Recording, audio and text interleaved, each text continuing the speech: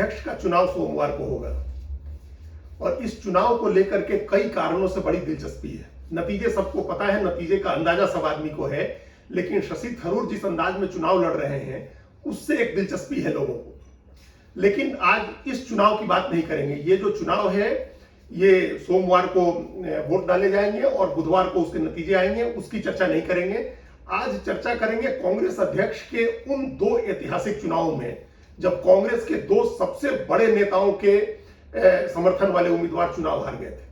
अभी तो कहा जा रहा है कि मल्लिकार्जुन खड़गे अनऑफिशियली ऑफिशियल कैंडिडेट है। ऑफिशियली सोनिया गांधी ने या राहुल गांधी ने उनका नाम अप्रूव नहीं किया है, लेकिन दो ऐसे चुनाव हुए हैं कांग्रेस की हिस्ट्री में, कांग्रेस के इतिहास में दो ऐसे चुनाव हुए हैं जब कांग्रेस के सबसे बड़े नेताओं ने अध्यक्ष पद के उम्मीदवार को अधिकृत किया था और इसके बावजूद उनके उम्मीदवार चुनाव हार गए। महात्मा गांधी का अधिकृत किया हुआ उम्मीदवार भी कांग्रेस अध्यक्ष का चुनाव हारा था और आजादी के बाद देश के पहले प्रधानमंत्री, सबसे लोकप्रिय करिश्माई नेता जवाहरलाल नेहरू का अधिकृत किया हुआ उम्मीदवार भी कांग्रेस अध्यक्ष का चुनाव हार गया था। आज उन दो चुनावों की बात करेंगे। पहला चुनाव 1939 का है। 1938 में हरिपुरा कांग्रेस में नेताजी सुभाष चंद्र बोस निर्विरोध अध्यक्ष चुने गए थे कांग्रेस पार्टी के। उनके खिलाफ कोई उम्मीदवार नहीं आया था और वो निर्विरोध अध्यक्ष चुने गए। उस समय उनकी पॉपुलैरिटी चरम पर थी, वो सबसे पॉपुलर नेताओं में से और देश उनको पसंद करता था, प्यार करता था। वो निर्विरोध अध्यक्ष बने और एक साल तक कांग्रेस पार्टी चलाई। 1939 में नेताजी सुभाष चंद्र बोस ने फिर से चुनाव लड़ने का फैसला किया, लेकिन इस बार महात्मा गांधी नहीं चाहते थे कि वो लगातार दूसरी बार अध्यक्ष बने। महात्मा गांधी चाहते थे कि मौलाना अबुल कलाम आजाद को कांग्रेस अध्यक्ष बनाया जाए। वो उनको उम्मीदवार बनाना चाहते थे, लेकिन मौलाना आजाद ने मना कर दिया। उन्होंने कहा कि वो चुनाव नहीं लड़ेंगे। इसके बाद महात्मा गांधी ने पंडित जवाहरलाल नेहरू से कहा कि उनको अध्यक्ष का चुनाव लड़ना चाहिए, लेकिन नेहरू उसके पहले कांग्रेस अध्यक्ष रह चुके थे और उन्होंने कोई दिलचस्पी नहीं दिखाई, कोई रुचि नहीं ली, तो इसलिए वो चुनाव नहीं लड़े नेहरू भी। आजाद और नेहरू के मना करने के बाद आंध्र प्रदेश के पट्टाभी सीतारमैया को कांग्रेस अध्यक्ष का चुनाव बनाया गया, कांग्रेस अध्यक्ष का प्रत्याशी बनाया गया। महात्मा गांधी ने उनका समर्थन किया, वो महात्मा गांधी के उम्मीदवार के तौर पर चुनाव लड़े और 1939 में जो चुनाव हुआ उस चुनाव में फिर से नेताजी सुभाष चंद्र बोस चुनाव जीत गए। नेताजी सुभाष चंद्र बोस को 1580 वोट मिले थे और पट्टाभी सीतारमैया को 1377 वोट मिले। त्रिपुरी कांग्रेस में ये 1939 का त्रिपुरी कांग्रेस का चुनाव था 29 जनवरी 1939 को। 203 वोट से नेताजी सुभाष चंद्र बोस कांग्रेस अध्यक्ष का चुनाव जीते और उस चुनाव के बाद महात्मा गांधी ने कहा, बधाई दी उन्होंने नेताजी को और यह भी कहा कि चूंकि पट्टाभी सीतारमैया ने उनके कहने से अपना नाम वापस नहीं लिया था चुनाव से, इसलिए ये पट्टाभी सीतारमैया से ज्यादा मेरी हार है, ऐसा महात्मा गांधी ने कहा।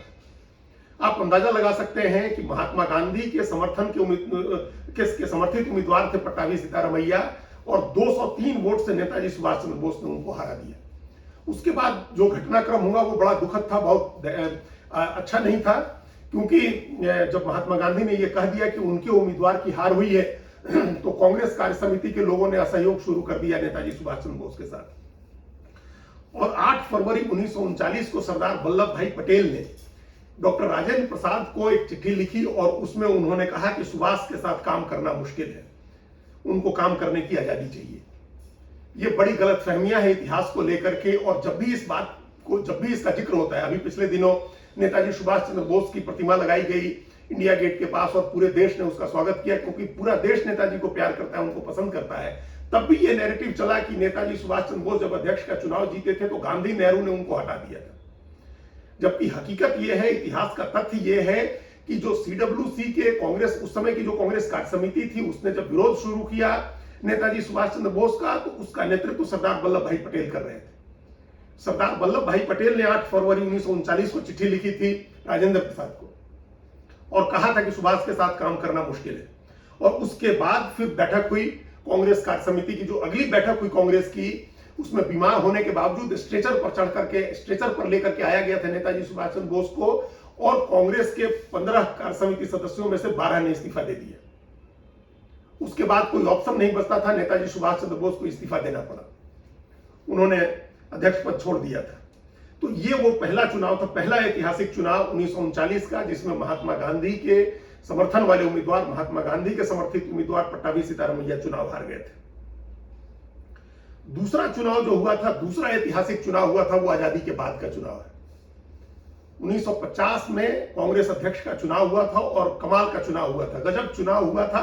आज जिस तरह का रोमांच है, जिस रोमांच जो मीडिया के द्वारा बनाया जा रहा है, ये कुछ नहीं है जो 1950 के कांग्रेस अध्यक्ष के चुनाव में था।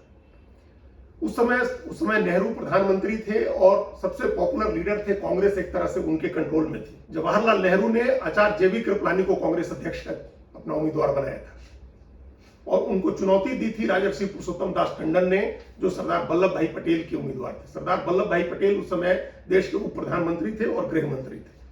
महान यशस्वी नेता सरदार पटेल, जिन्होंने पूरे देश को एक किया था, जिन्होंने तमाम देशी रियासतों का विलय कराया था भारत में, और भारत इतना बड़ा, भारत की जो ये भौगोलिक सीमा है वो सरदार पटेल की देन। तो सरदार पटेल के उम्मीदवार थे राजर्षि पुरुषोत्तम दास टंडन और पंडित नेहरू के कैंडिडेट थे आचार्य जेबी कृपलानी।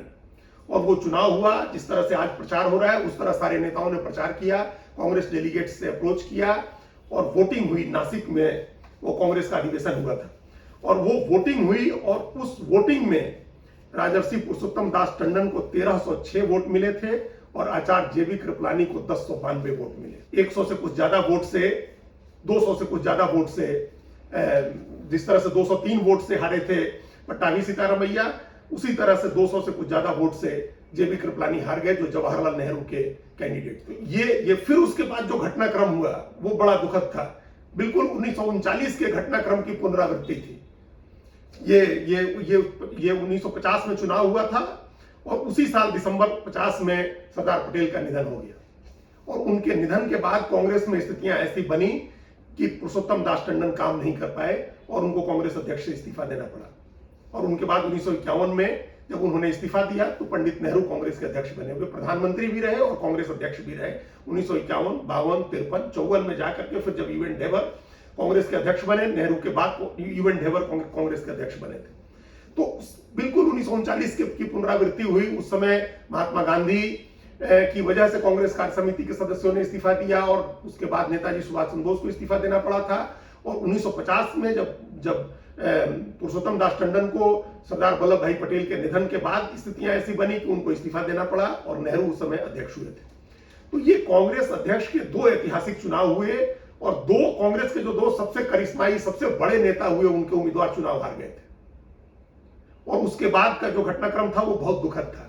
लेकिन ऐसे किसी चमत्कार की, ऐसे किसी उलटफेर की उम्मीद या संभावना अभी के चुनाव में नहीं दिख रही है। अभी ऐसा कोई उलटफेर नहीं होना है। उस समय कांग्रेस पार्टी किसी व्यक्ति के करिश्मे से, किसी परिवार के करिश्मे से मुक्त थी। महात्मा गांधी जितने भी करिश्माई नेता थे, लेकिन उस समय प्रदेशों में कांग्रेस के दिग्गज नेता हुआ करते थे जो अपने विवेक से, अपनी समझ से राजनीति करते थे, अपनी समझ से उन्होंने वोट किया था। और वही स्थिति 1950 में भी रही थी। अब वो स्थिति नहीं है। एक समय था जब कांग्रेस के नेता नेहरू गांधी परिवार के करिश्मे से के उस असर में रहते थे, वो ये बात कहते भी थे। इसके बावजूद उनका अपना स्वतंत्र अस्तित्व था, स्वतंत्र व्यक्तित्व था, स्वतंत्र रूप से वो बड़े नेता थे। लेकिन आज अगर कांग्रेस के नेता नेहरू गांधी परिवार के चमत्कार से कुछ उम्मीद करते हैं या उनके असर में रहते हैं तो ये वास्तविकता होती है, क्योंकि ज्यादातर प्रदेश के नेताओं का अपना कोई अस्तित्व नहीं है, अपना कोई असर नहीं है। इसलिए अभी कोई ऐसी उम्मीद नहीं की जा सकती है कि 1939 या 1950 का इतिहास दोहराया जाएगा। लेकिन वो इतिहास में दर्ज है 1939 का चुनाव भी और 1950 का चुनाव भी। धन्यवाद।